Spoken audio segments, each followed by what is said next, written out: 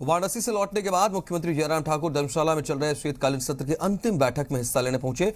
इस बैठक में केंद्र और प्रदेश सरकार की योजनाओं पर विस्तार से चर्चा हुई। तो विपक्ष के मुख्यमंत्री के सदन से गायब रहने के आरोप पर उन्होंने कहा वो विपक्ष के नेता को दौरे की जानकारी देकर गए थे।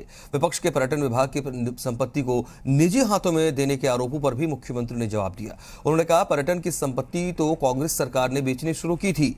छराबड़ा का वाइल्ड फ्लावर हॉल किस तरह से बेचा गया सबको पता है। सरकार ने जो पर्यटन की 5 संपत्तियां दी हैं उनमें सरकार की ही मालिकाना हक है और कंपनियां नियमों के अनुसार ही संपत्ति का इस्तेमाल करेंगी। अगर कुछ गलत होता है तो सरकार संपत्ति वापस लेगी।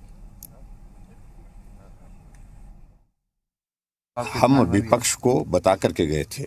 विपक्ष के नेता अगर आगे नहीं बताते हैं, सबको बताना तो संभव नहीं था कि मैं सबको ही बुला करके बताता, लेकिन मैंने विपक्ष के नेता को बहुत पहले ही सूचना दे दी थी कि मुझे 13 तारीख को जाना है और उसके बाद में 15 तक, आज भी हालांकि कार्यक्रम का एक हिस्सा मैं छोड़ करके आया हूं, यही सोच करके कि विधानसभा का सत्र चला है वो ज़्यादा महत्वपूर्ण है।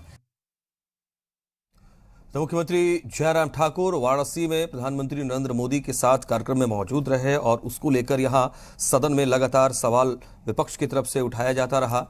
और जब हिमाचल लौटे हैं एक बार फिर से मुख्यमंत्री जयराम ठाकुर, तो वो सदन की आखिरी जो बैठक थी उसमें भी हिस्सा लेने पहुंचे और तमाम मसलों पर चर्चा की। लेकिन जो प्रमुख रूप से बातें सदन से उनके नदारद रहने को लेकर के विपक्ष द्वारा की जा रही थी, उस पर उन्होंने स्पष्ट जवाब दिया कि सबको जवाब नहीं दे सकते, लेकिन सदन के गरिमा के हिसाब से विपक्ष के नेता प्रतिपक्ष को इस बात की जानकारी देकर गए थे कि जरूर महत्वपूर्ण कार्यक्रम में शामिल होना है, इसलिए वो सदन से गैर हाजिर हो रहे हैं। तो वहीं संपत्ति के मसले पर भी बात हुई और इस पर उन्होंने एक तरफ जहां कांग्रेस को घेरा, वहीं अपनी सरकार के दायरे में कहा कि नियमों के तहत ही कंपनियों को संपत्ति दी गई है और उसका किसी भी सूरत में अगर गलत इस्तेमाल होता है तो फिर उनसे जमीन को वापस लिया जा सकता है, संपत्ति को वापस लिया जा सकता है। संभव है कि उस मामले में कानूनी तौर पर कार्रवाई भी की जाए अगर इस तरह की कोई गड़बड़ी या खामी पाई जाती है नियमों के उल्लंघन के तौर पर।